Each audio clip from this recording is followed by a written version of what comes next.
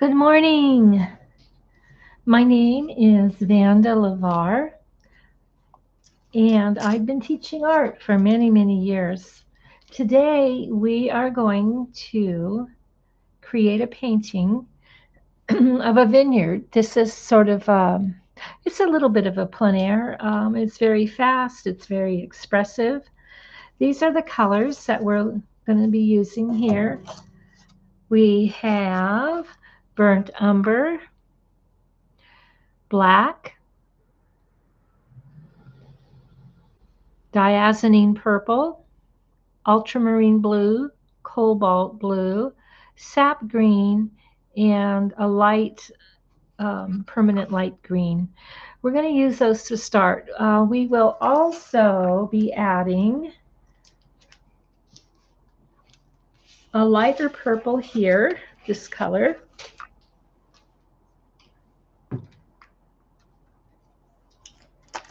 along with a yellow ochre. If you're using some of the bottled paint, sometimes they have different names. This particular one is called Golden Sunset. But those are the basic colors here that we will be using. I've already lightly sketched in the major components of the painting. You will see a horizontal line that stretches across here with a slight axis upwards. Towards the middle, we have what will become the central stalk in our grapevine.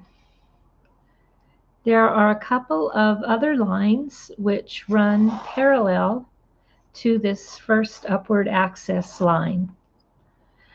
We have the horizon line that goes here, and we have an outline of some mountains and an indication of where some trees will be.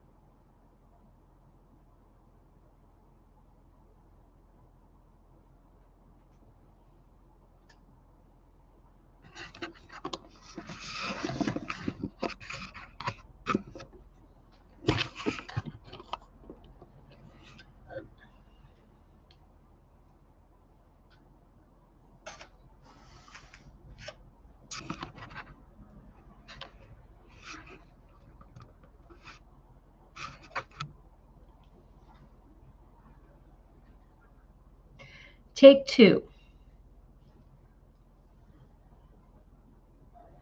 To begin with, we have take three.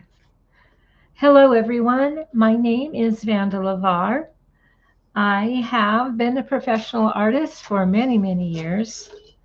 And today I will be teaching a very simplified type of plein air painting. Sometimes it's good to practice your plein airs indoors as you become more accustomed to your brush strokes.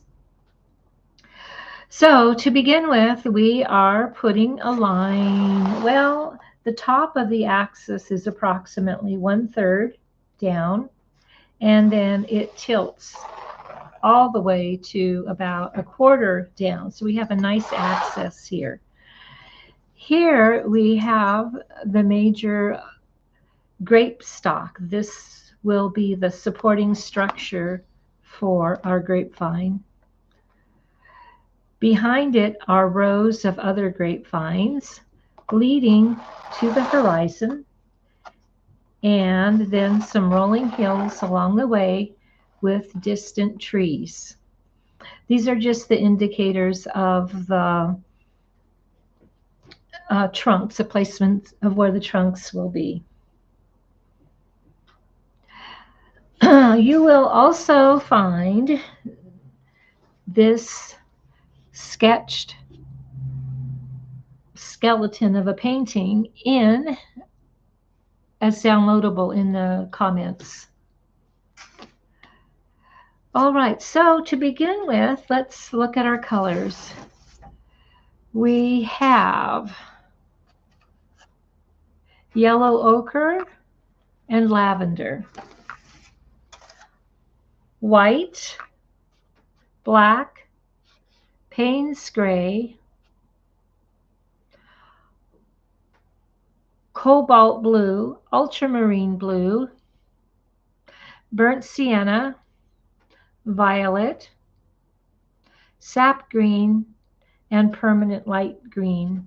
If you're buying tubes from a bottle or using tubes from a bottle, just look for colors that approximate this as closely as you can get them. This is an easy painting, and as long as the color variation is close, any of your paintings will work. You're going to need a paper towel. I have 4 brushes. I have a 1-inch brush, flat, a 1/2-inch brush, flat, a round brush, which is about a number 4. No, this one's a number 2. And these are all synthetic. And then I have kind of a beat up old brush. You can see that it doesn't really even bend anymore. Sometimes these beat up old brushes are great for creating textures.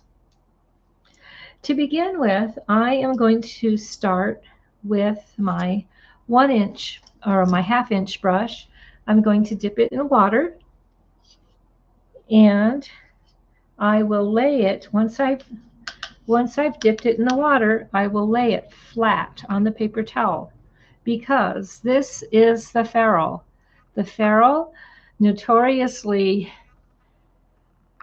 has the ability to grab on to droplets of water and make them go right down onto your painting before you even know it. There's your drop of water. So be sure that you lay the brush flat enough that it touches the metal ferrule. I'm just going to darken the outlines here to begin with. I believe that for the horizon line, we'll use a different color, but we're just going to kind of place in where the grapevines are going to go. Notice that I'm wiggling my brush. I put the lines down rather narrow. I did this because I will be wiggling them around. You will also notice that I am not putting the paint on thick. There's actually very little paint on my brush. This is just a little bit of a sketch, and we will end up painting over it, but you will still be able to see through it, which is kind of cool, because that way you will not lose your lines. Here we go for some of the ones in the background. So they get a little closer together. The lines get a little closer together in the background. And we're just going to kind of keep going back like that.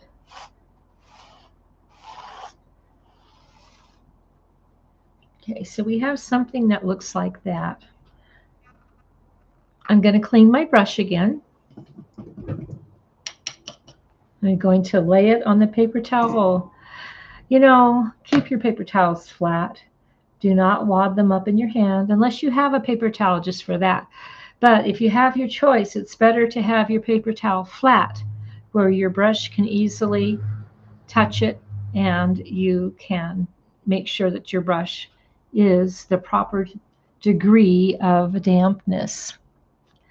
The next thing we're going to do at the horizon is we're going to use a little bit of my darker blue color, and that has a little bit of the Paynes gray in it, and I'm going to put some white in there too to begin with. I may come back and darken it, but for right now we want we want to be able to see the blue in there, but we don't want it too gray and we don't want it too blue. So it's a real happy medium. It's good to moisten your brush frequently. Otherwise, your paint will begin to drag on the texture of the canvas and you'll get a bunch of little white spots. The texture of your paint at this point should be close to cream, or let's say Campbell's soup. When you open a can of Campbell's soup before you dilute it, not like that. That's for something else. We want the texture of Campbell's soup after you've added the water. All right, so we're just going to come along the horizon line here with our color. All right. Now we will go ahead and lightly put this in. Notice that the paint is somewhat watery. Okay, so we're just going to go ahead and fill that in. This is the first layer. If you see that textures are being created, that's a good thing. You can paint the side of your canvas. You will go back over it. Sometimes we can use those textures that are coming in. All right, so the next thing we're going to do is we're going to take the ultramarine blue here, and we mix on the side of our plate. We're going to add a little bit of white to it. And if you had a value scale from 1 to 10, 1 being perfectly white and 10 being perfectly black, and shades of gray somewhere in between, or shades of color value somewhere in between, I would put this at about, after I add another dot of color here, I'd put this at about a number 4. And we're going to go up to the top of the canvas and we're going to start the sky. I could have switched to my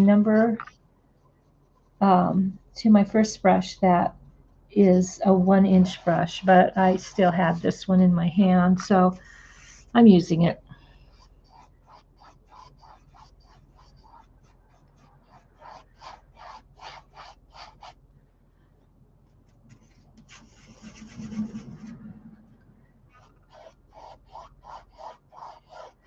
I'm allowing some variation in the sky up here because it will help to create an atmospheric look of, different types of clouds. So right here we have a good start. I'm going to dampen my brush again. It's important to dampen your brush frequently. And I'm coming down even a little further right now. Remembering this is our first coat of paint, sometimes known as the underpainting. And with each stroke, I go along the edge, and I also am touching up the sky, so the edges of the sky, so I don't have to go back and buy a frame. All right, so next I'm going to delve directly into the white with about that much, and I'm going to mix it right into our original mixture here. Dipping into the water, put some water in there and get that nice consistency again. All right, so I'm going to come right along here. I'm still painting. I might even come up and even a few other places out. If you go directly side to side in long, unbroken strokes, it will work best for you at this point. You don't want starting and stopping brush lines. I'm going to add more white to that initial mixture. Okay, so now it's getting quite pale. And I'm going to come down and I will probably even touch the tops of the mountains with it for right now. This works out because later on you can recapture parts of those mountains. But right now it gives a tonality that is consistent with the atmospheric perspective of how the mountains are sitting in the distance. Okay, so there's our first start. Now, if you want to go back in and put some clouds, you can dip your brush with just a tiny bit of white. I kind of already have a natural cloud here. I think I'm going to make sort of wispy clouds. You want to keep the whitest edge of your cloud towards the top of your painting. Okay, and then anything else, you can lightly touch the bottom. It's still wet, and you can blend it in. I'm going to add another wisp in here. They don't all have to be straight. Some of them I'll blend in more than others. Okay. I am actually thinking that I want to soften this edge, so I'll just go right back over the top. Notice that I'm wiping my brush off. You don't always have to clean your brush. Sometimes a quick wipe is what you need, because the paint is acrylic and it dries very quickly. I'm going to put a couple of more in here. Just some little wispy things. Just enough to put some interest in the sky. All right, so for right now, that's enough. I'm going to go back in and work on the mountains a little bit. This time, I'm going to put a little more blue in the mixture. I'm going to use some of the cobalt blue here on the edge. And just a tiny, well, because there is already that gray tone, first I'm going to try just putting the blue over it. But that's not right. I can see that already. So I'm going to go ahead and add a bit of the Paynes gray into that blue mixture.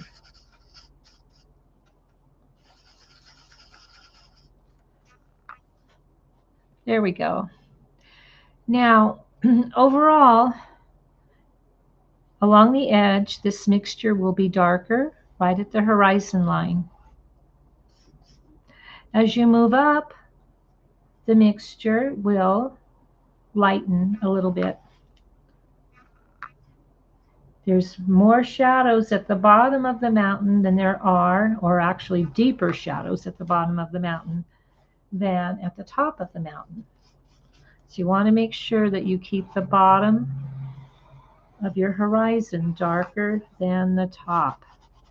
Okay, and if you see variation in your strokes here, that's all right also.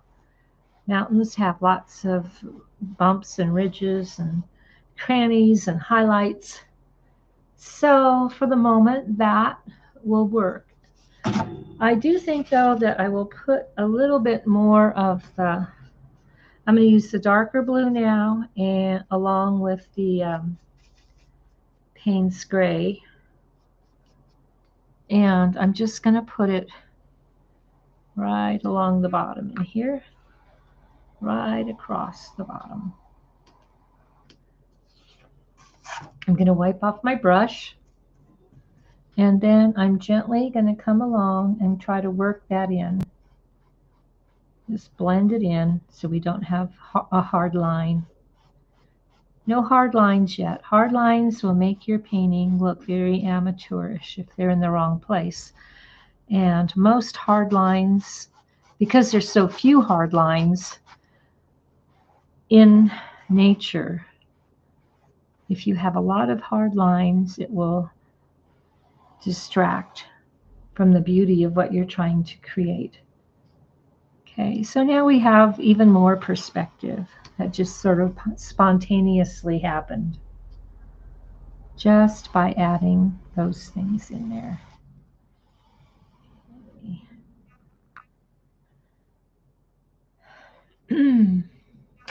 Well, remember that we just put in all of these rows for the grapevines, and we're going to end up covering those over a little bit.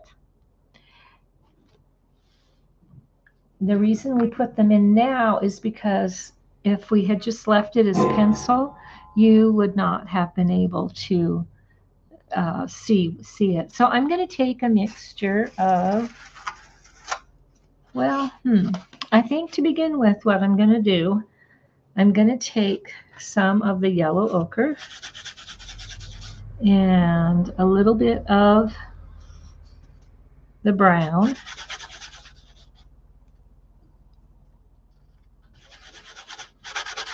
And I'm going to come up with this very, very neutral color, maybe another little bit. And I'm going to put it on super light. In fact, I am even going to use my large brush. I'm going to dip it in. And I'm just going to come along. And it doesn't even have to be on there perfect. We just want to have the canvas covered. All right. And once again, I go along the edge to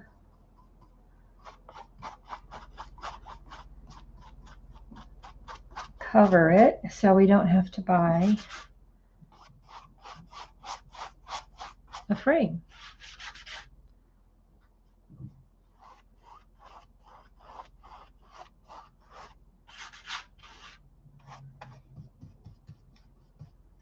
I have to mix a little bit more paint here. A dot of the yellow ochre, a dot of the burnt umber, water to thin it. Oh, got on there pretty thick that time. Going right over everything.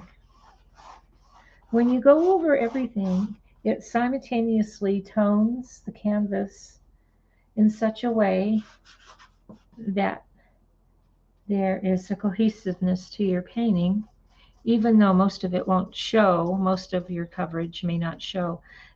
The elements of cohesiveness remain. All right, I'm going to put it back here. All the edges.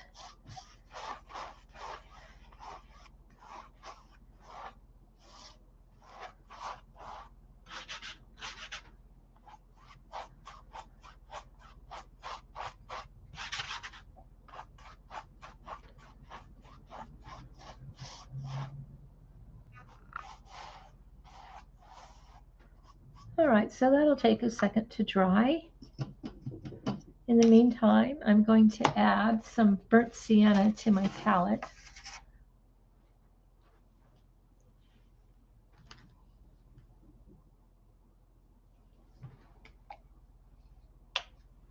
Burnt sienna is sort of a terracotta brownish color.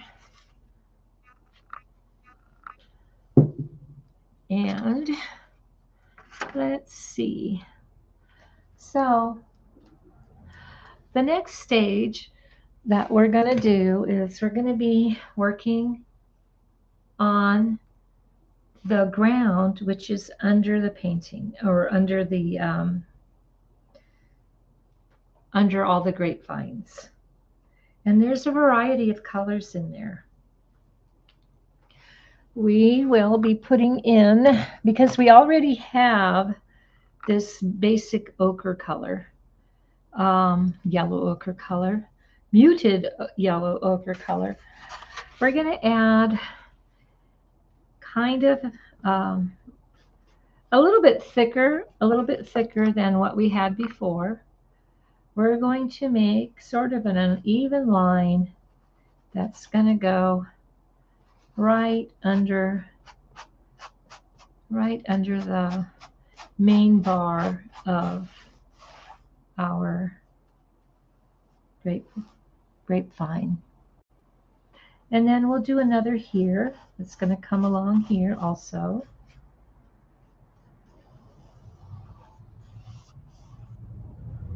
Right.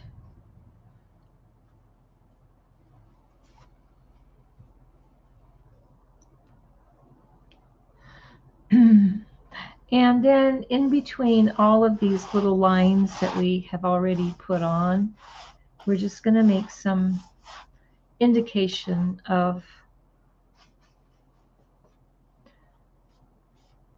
bits of this, all paralleling kind of what we already have down. Okay, and once again, we don't want everything perfectly straight, because that's not what happens out there. And if you want your painting to look amateurish, just try making it perfectly straight. That will kill your look of realism way. All right, so we have a lot of this here already, and I'm going to add a little bit more right there. And I'm just going to kind of haphazardly flip and flop my brush around in here. And I may even take my little pointed brush here, round brush, and I'll make I'm going to make some soupy stuff in here. And then I'm just going to kind of dot it. It's a little bit wet, but we want this to look somewhat like there's some dirt clods and stuff mixed in here. There's another way to do this too. You could do it either with a toothbrush or with kind of an older bristly brush, and you dip it in and you just kind of splay out the edges. So this brush has some problems. It's not very functional any longer. I am going to get it damp, and then I'm just going to take my finger and I'm going to pull the bristles back and see the nice splatters that we get there. Let's see if I can get that up close for you. Not lots of nice splatters, all right? In fact, I think I'm going to do those splatters throughout this painting. It'll dry quickly enough, and it will enhance. Some of this will show through. I'll end up putting colors over it. But in the meantime, this gives the feeling of clods of dirt that are out, out there. Just try not to get yourself too full of paint. Try not, ooh, I got it in the sky already. Look at that. I go to the head of the class. Well, not a problem. I will just show you how to take care of that when you overshoot.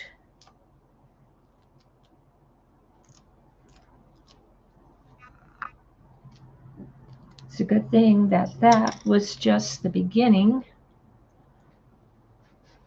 of the underpainting.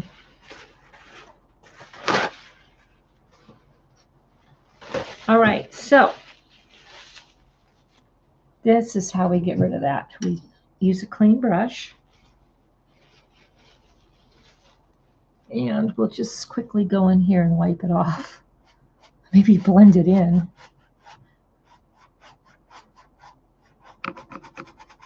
All right. Could always turn it into a sunset, but we don't really want to do that. So I kind of smeared it out. And now I'm just going to come in with a little bit of white and let that dry. Sometimes it takes a couple of layers of white. And put that mountain in the foggy background. I think I'm going to make this a little bit foggy too, just by running some white over the edge. It kind of straight though, because it's like fog, kind of like fog sitting on the mountain. And that really causes the look of distance. I'm going to go ahead and put a finger of fog down here along the horizon also. You don't want it too straight, so kind of wiggle it around a little bit. Don't make it too thick. This should be thin paint. And try to wiggle it when you go up and down so that it kind of has that uneven ethereal appearance which fog sometimes creates when it's at the base of a mountain. All right, so that is good for right now. The next thing we're going to do is we're going to begin to add in some greens. So I'm going to come over and I'm going to get a little bit of this dark green to begin with, the sap green. I'm putting it on the other palette. And I'm going to mix it with a teeny tiny little bit of black. Okay. I want this green to be very muted. And then I'm going to add just a little bit of the yellow ochre to all this.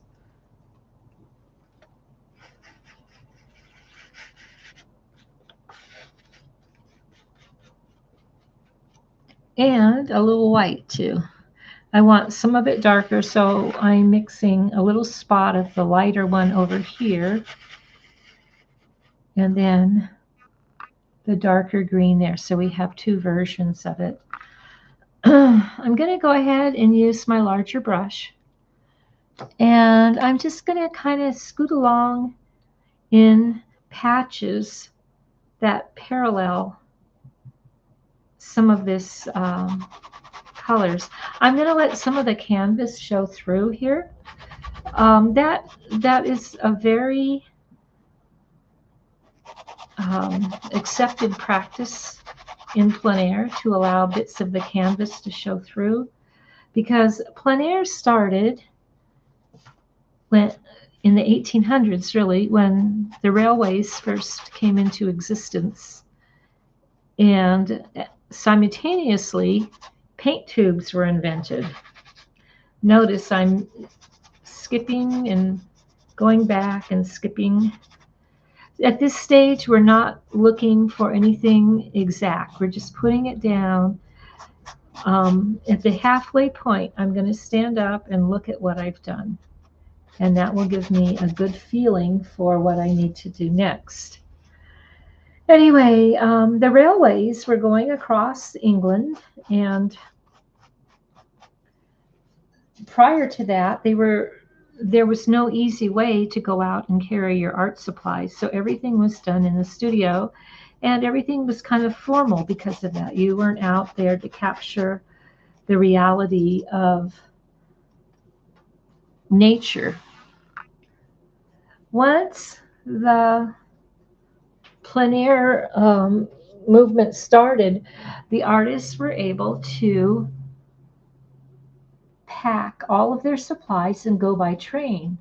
But the most important part of that is that paint tubes were invented.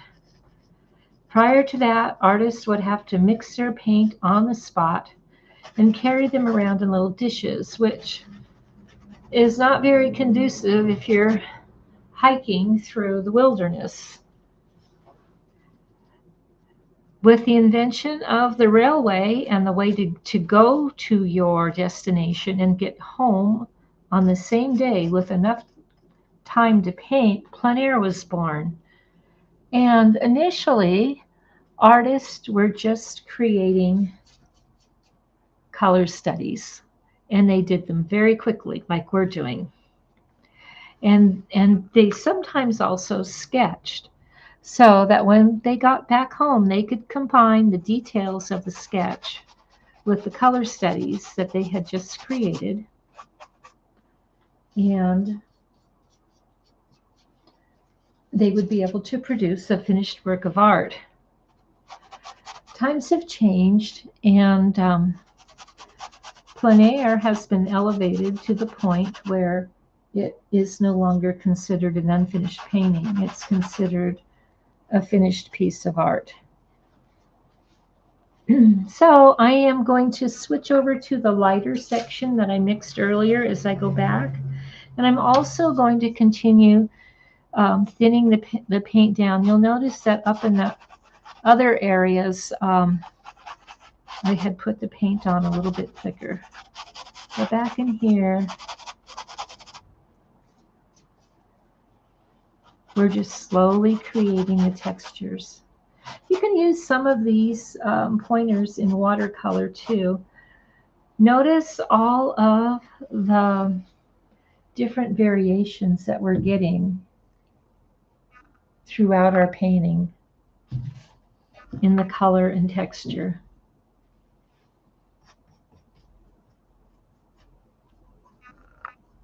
And I'm also still remembering to touch the sides up. Frames are expensive, guys. Okay, I'll do this one too.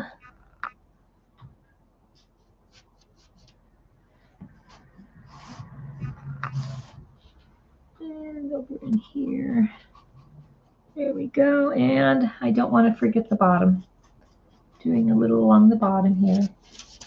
And it's very patchy because everything else here is patchy right now. And that adds to the effect.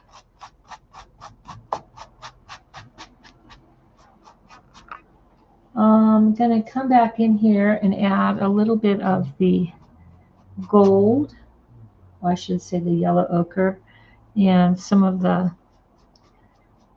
burnt sienna back in. As we move back forward again, I'm going to begin adding bits of other colors. I'm painting very quickly, so mine may still be wet, and yours, especially if you're new to painting, might dry. That's okay. And you just you'll begin to paint faster as you go along. I dip my brush in the bright green and white, and now I'm going to mix it in some of this darker green that I created, just to tone that color down ever so slightly. And I'm going to find a few patches to create the variations that we need in here for everything to work. Okay, I'm going to add even a little bit more white to part of it here. Okay. Now, the first grapevine here is our main focus.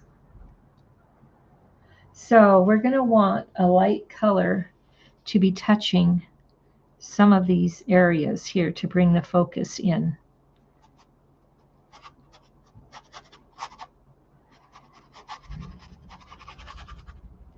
All right, and notice we can still see that line. It's not dark any longer, but it will be shortly. We're going to do a little bit of that. I'm going to darken some of those browns, that initial brown we put in. I'm mixing that dark brown with the sienna color, the terracotta color. And I'm just coming along in here and just mixing it in a few places. Nothing too much, just here and there. Okay.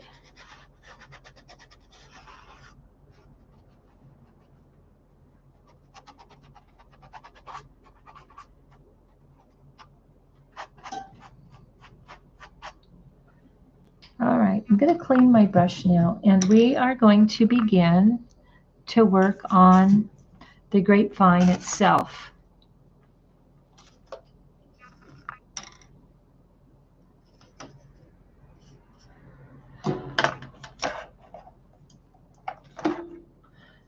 To start this, we're going to use the brush that was kind of worn out and sticky and had some of the hairs were going to and fro. And we're going to begin by putting down the some of the brown, keeping in mind the angle of and way in which the bark grows, which in some areas is haphazard, but overall there does seem to be, especially on the base of the trunk, kind of a pattern that's kind of entwining, I guess is the right word, entwining as we go up. Okay, so we're gonna, and we want this very rugged. The bark is extremely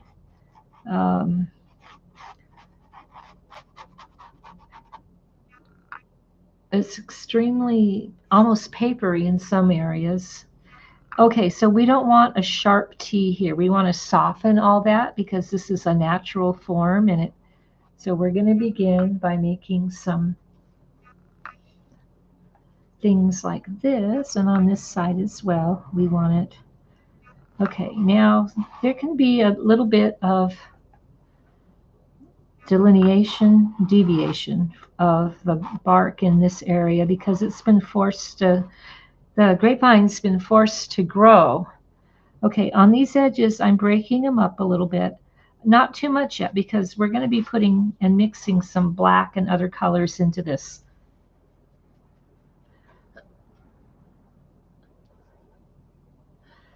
Next, we're going to go the width of the vine as it travels along the fence or wire. It was probably trained on wire. It may not even need wire anymore, but it's going to become thicker and twinier as we go along the edge. Okay. All right, there. And there's some that of the, notice how I'm letting the ends of this broken down brush have their own way. It really helps to have a brush that is not perfect for something like this. All right. There's a little bit of a rise here, almost like the beginning of a heart, like the top of a heart here as it trails off.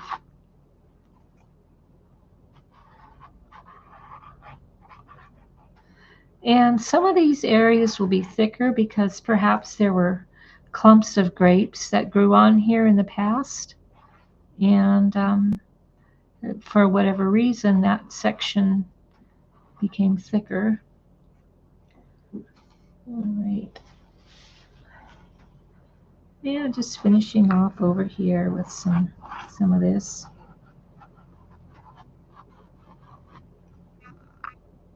You'll notice that I have lights showing through here. That's okay. They don't all have to go. I'm now going to go into the black area.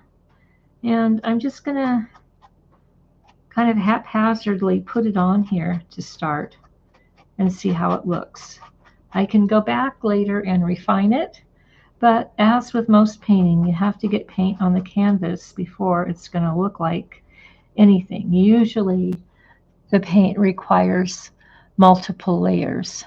This is going to be the dark side of our light source here, is to the right. Okay, so I'm going to make this much darker on this side as we go down. And over here. Okay. And the underside, of course, will be in shadow of the whole underside. So we're going to, of the vines as they go along the edge here. Okay, so that's starting to go. Another one in here, some of that underside.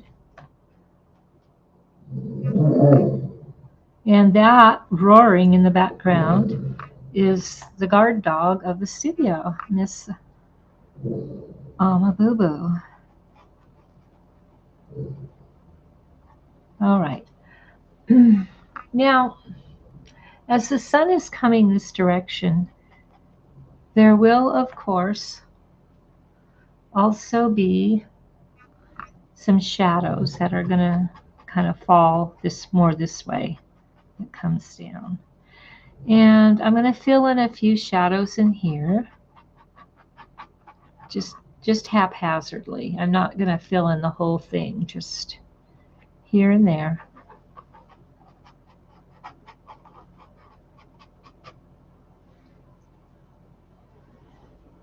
And along this edge too, you'll notice that some of those background colors are showing through, and that is a good thing.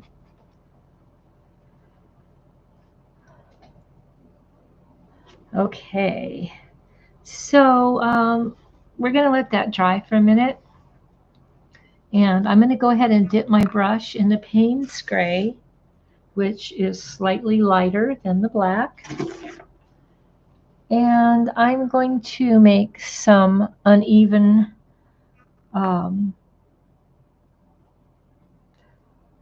strokes that are kind of wavy and irregular as they go across. Those are going to indicate, and I'm letting all those little bristles do their work. Okay, so along that line, those initial lines, which were just our guidelines that I put in, we are going here. There we go. All right, so we're gonna make our other little row of grapevines here. So what's happening is we have an up close view of this one, but these ones are off in the distance.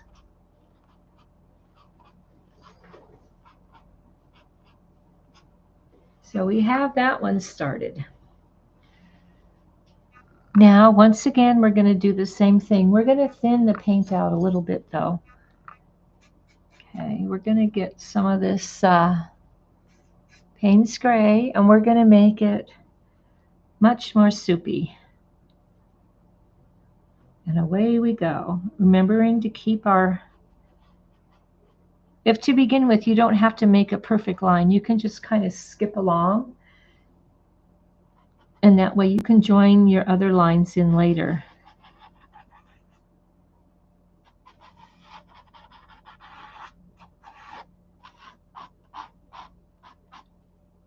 Okay, this one needs to wait out. All right, so we've established what's going on here with our painting.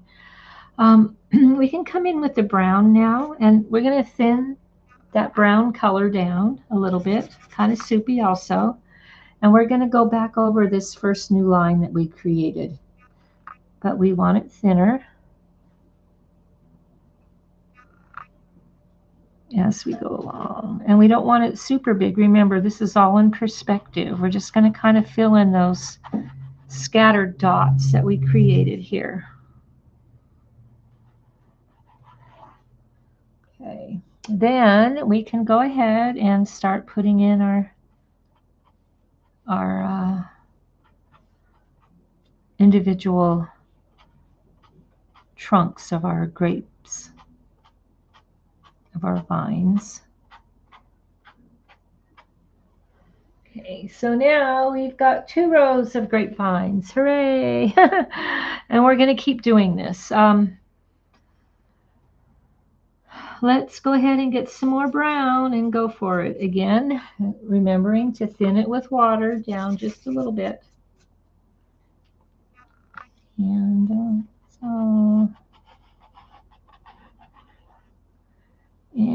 keeping in mind that we got to have our... So as you go back in space, the trunks are going to get shorter.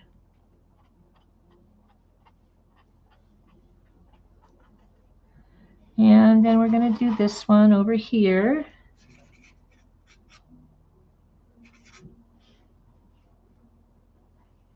Oop, I got quite a bit of paint on, too much paint that time.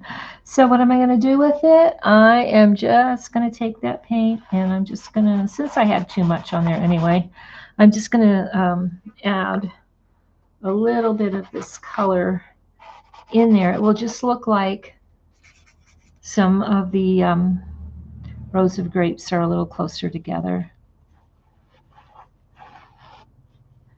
And remember to keep making your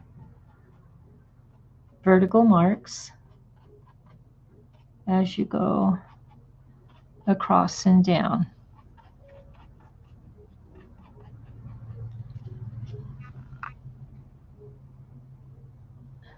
All right, so that's looking pretty good.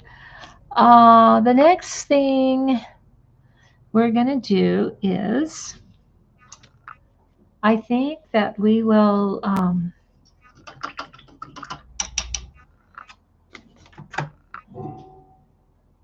add a few brighter greens as we go back. So we're going to take some of our bright green and mix it in with that white again. And we're going to tone it down though with that sienna color, because sienna is in the red family. And so it will neutralize that green. So it'll still be a nice green, but not so bright. And in front of the grape stakes, we're going to put a few patches of this green color. I'm going to get some more here. It's coming along in here. It's the springtime and the grapes were dormant here, but the grasses are the first to begin to come back to life after the rough winter. Okay.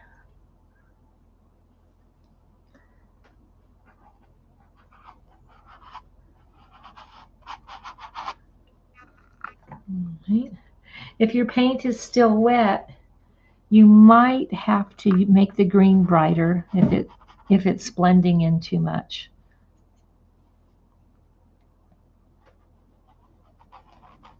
So we are sort of adding more variety into our rows. Each of our rows gets a little bit of decoration with these colors.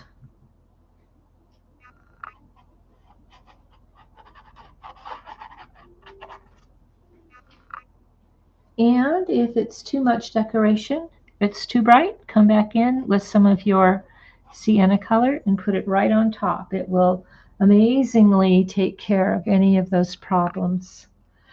The next thing after we have most of that done, and I'm almost done doing this now, we're going to come back in and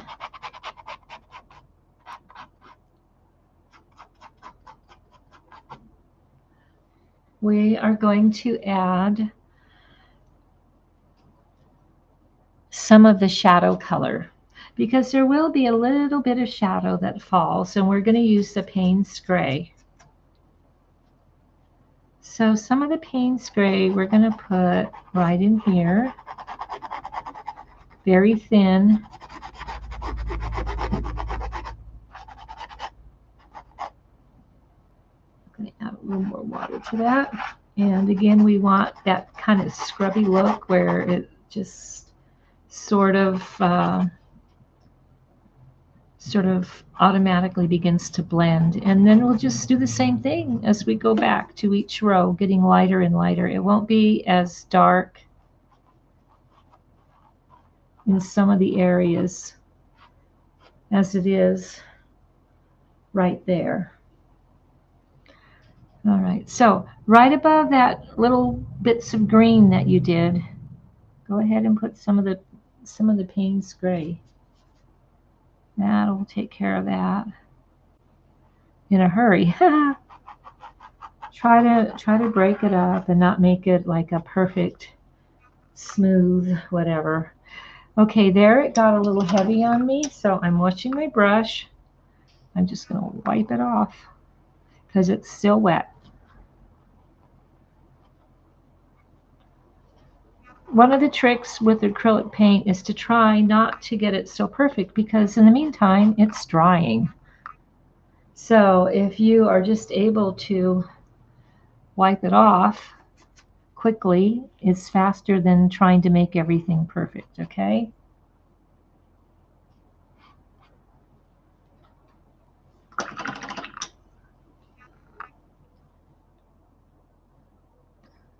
All right, coming back in to get my colors. All right.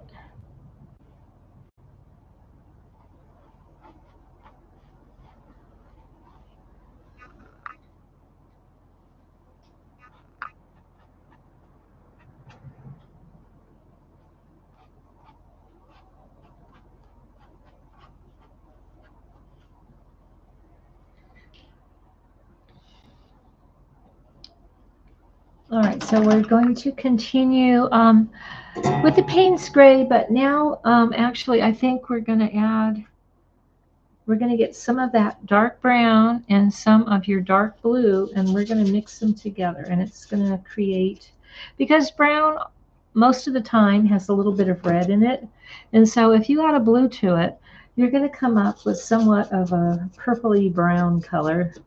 I mean, it's subtle. You're not going to go, oh, wow, that's purple. You're going to go, it's brown. But if you really deconstruct it, you're going to see that there's a little purple in there. So I'm just going to come along here and put a line of shadow very lightly. Of course, we're going back. It's not going to be as dark.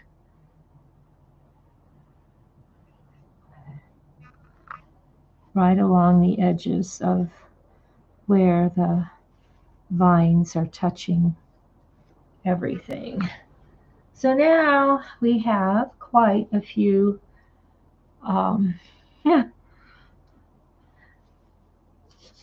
rows already done. Okay, so in here we can add a few sticks. Now the less pressure you put on your brush, the lighter and thinner the line will be. I'm going to add some trees, and I'm going to do that by using some of the bright green and some of the blue.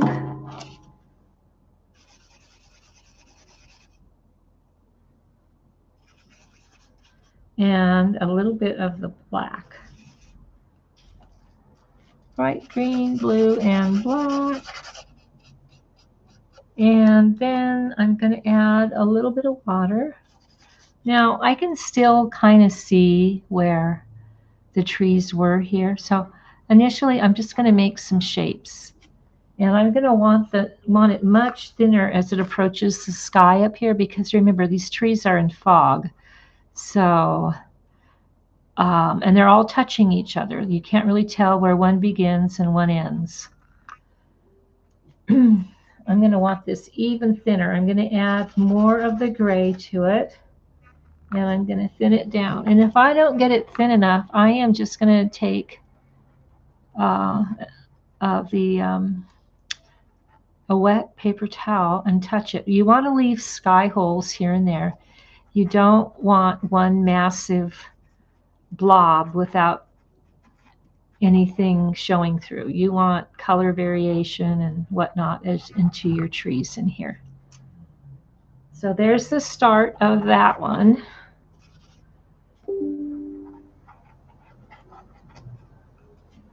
All right, more Paynes gray is coming up here. And as we go down, I'm going to actually go into some black in here. I don't want it all black. I'm just mixing the black in with the green that's already a little bit wet, pulling it up in some areas darker as it approaches the base of the mountain. Over in here, I'm going to have a few trees. They're not going to be as big, a little bit lower, more variation. As we go along in here. Okay, now up here, I'm just going to kind of tinker with it a little bit.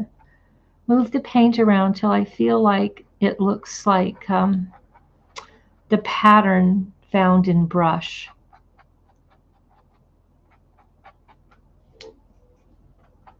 And if I'm taking some paint off here and there and wiping it on my napkin, as you can see, this got a little dark there, a little dark here. And even as I lift the paint, you can see the texture forming of the trees far away. Okay. Put some over in here, a little bit more. I'm making, like in this area, I have very little paint on my brush, and I'm making the forms, I'm making them very circular. Okay.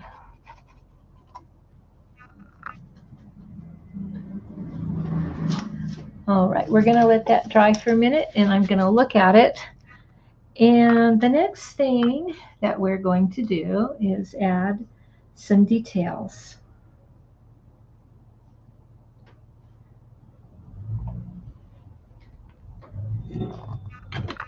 All right, let me set this up so I can take a good look at it and see what I think.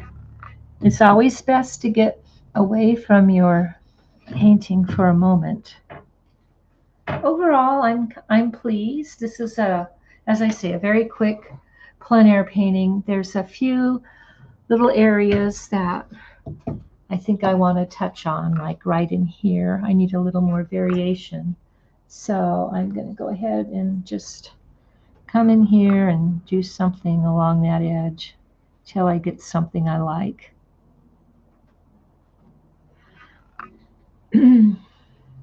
You can add grasses. I'm going to use some of these same colors that we were already using here. Some of these bright greens and white mixture, thin down, and with quick strokes I'm going to put some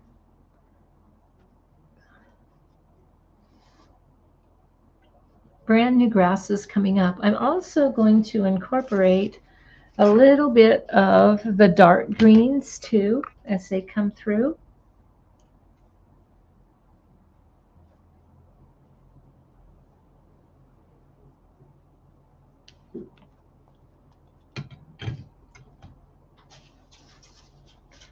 All right.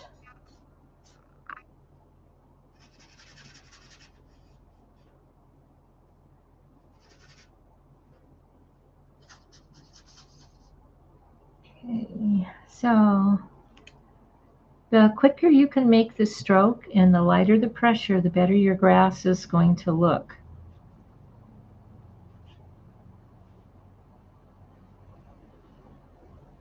And remember, not every blade of grass is the same. Some of them are going to be bent. Some of them will be thinner or thicker. And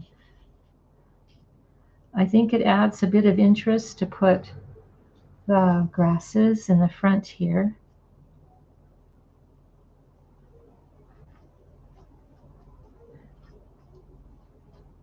You don't want too many. You want your eye to stay focused in this area. Although you can put a few little shorter ones on the edges if you want.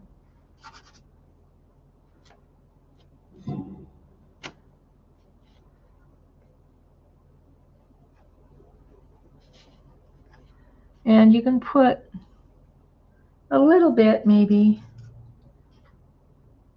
along the edge here in the background. So, but I think I would use a different brush for that. For that one, I'm going to try this big brush.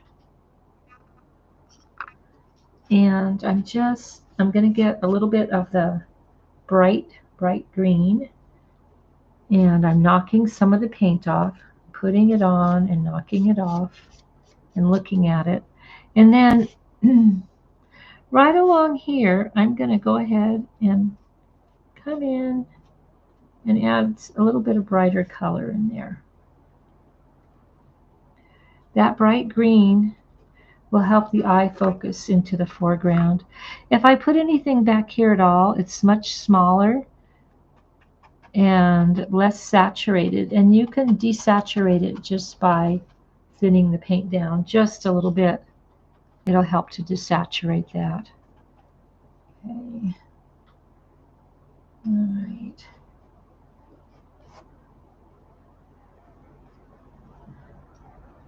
I'm going to add a little bit more of the bright green over some of this areas. The kind of semi-tilled earth area here.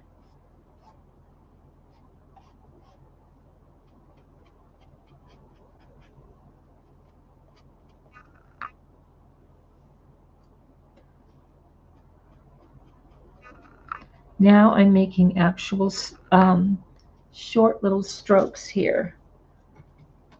You can kind of see them. The short little grass strokes there. That would be right here. And let's see. There we go.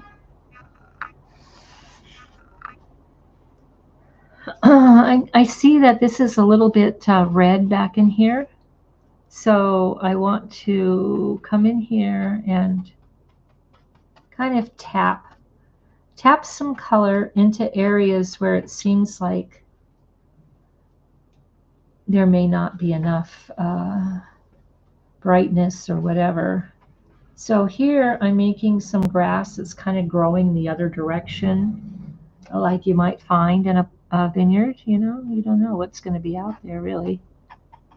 Patches of grass and whatnot out here. It's that time of year.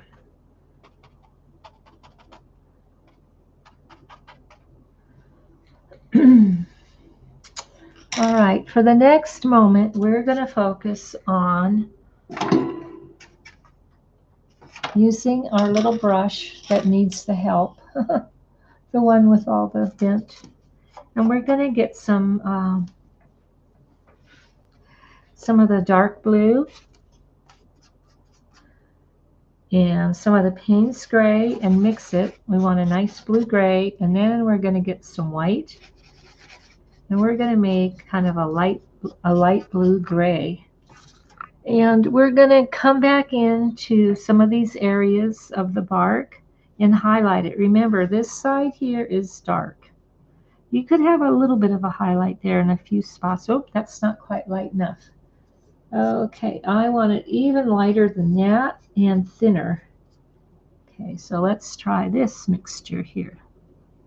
Okay, so just a few little things that they're almost kind of wispy like, because these vines have been growing for a long time and they've got a lot of stuff happening on them.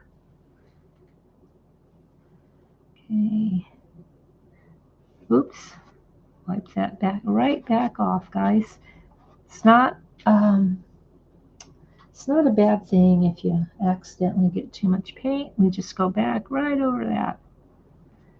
There. Come in here. Yeah.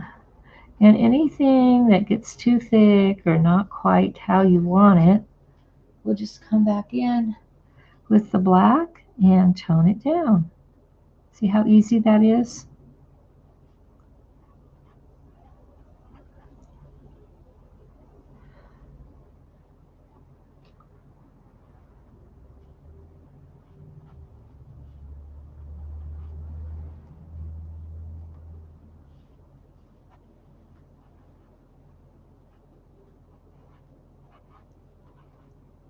Now I am going to make a couple of the edges dark up here just to make it stand out from the other grapevines. So I'm dipping directly in the black. Oop, I don't want too much paint, so I got to knock some off. So some of this is developing a light touch, and remember, you can always practice your strokes on the back of your canvas.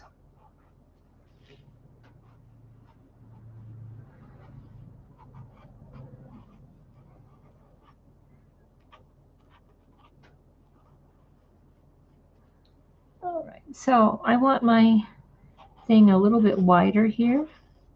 Bringing that over, pull that back.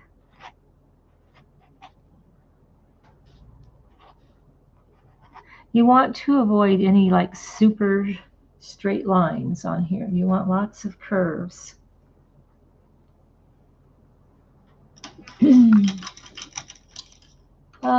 Let's see. Now we have to give our trees their trunks. They're just kind of back there with no trunks.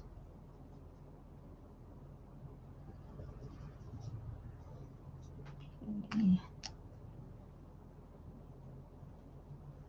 All right, let's see if this is dark enough. I'm going into the brown with a little bit of the, okay, that's good.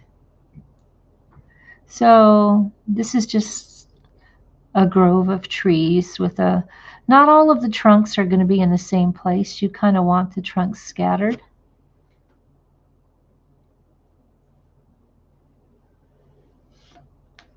None of them are in the same place. I'm going to come back in there, and I'm also going to mix a little of the light blue,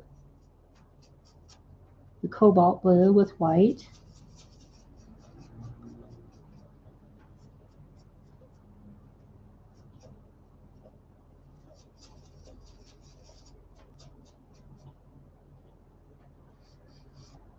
And I'm going to add a touch of color into the mountain here, just a little bit here.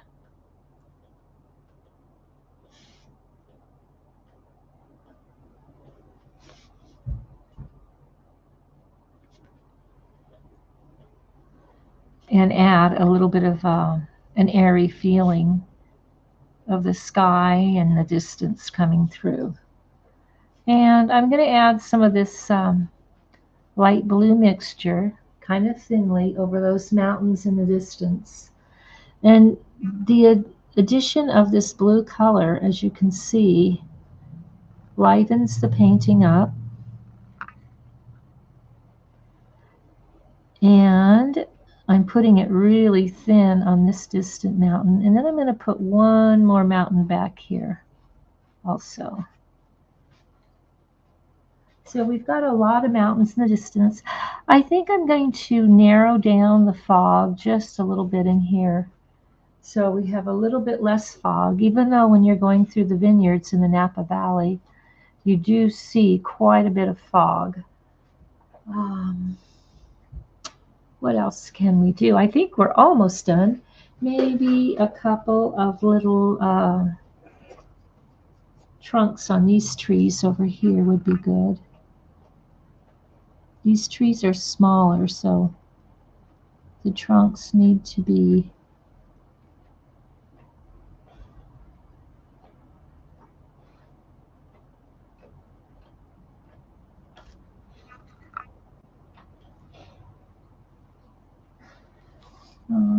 let's see, clean my brush. We're almost done, guys. So I can leave you right about here, and you can continue and put your additions onto here. Everybody's painting is always a little different from other students or anybody else's. There. Oh, I know what I want to do. I want to add one more cloud up in this area here. Okay.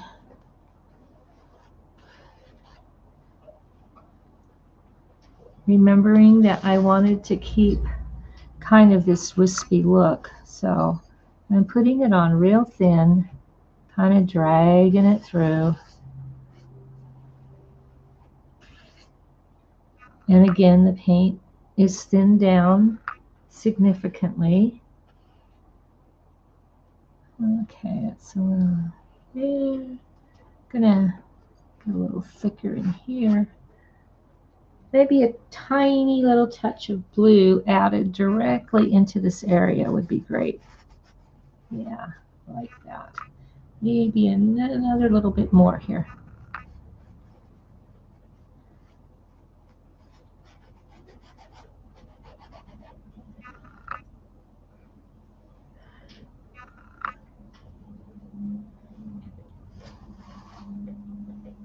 Well, except for me needing to put a couple more little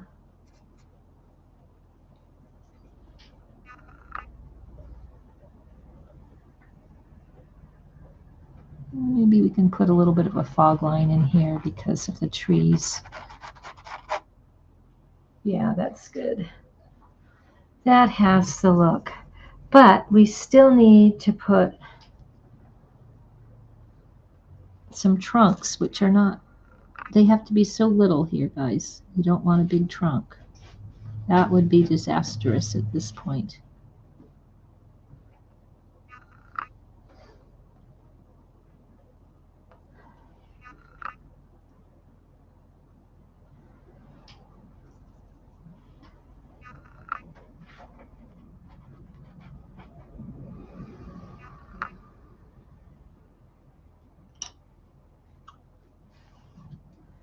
And let's take a look at our piece.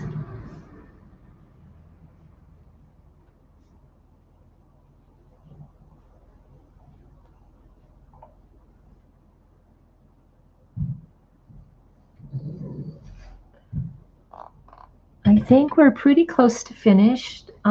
These videos can get long, but I will tell you that you can always go back in, and if you wanted to add a little bit more detail, say into this first row of grapevines, you could do that. You could come in here and add a few things so that they're not all quite so uniform.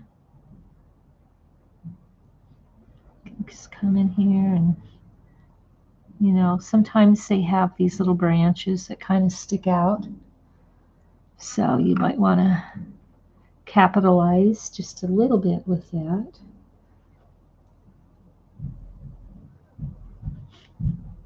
Change up the width of some of them maybe.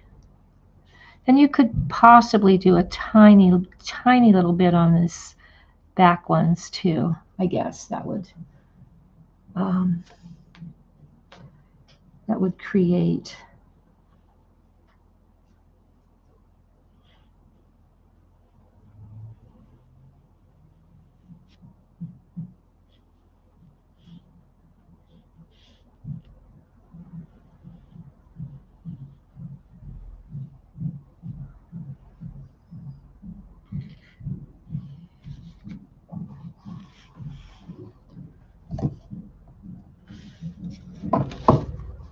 and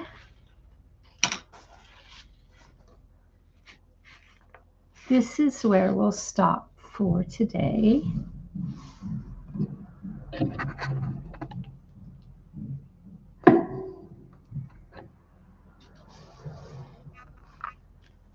This is our grapevine. Feel free to continue working on this or leave it as a pure plein air painting. Thank you again for painting with me. I would love to see what you do. Please email me at artistvanda1@gmail.com with any questions or just to show me the results of what you have created. All right, everyone. This is Vanda Lavar saying over and out from Academy Art of the West. Have a great day, everyone.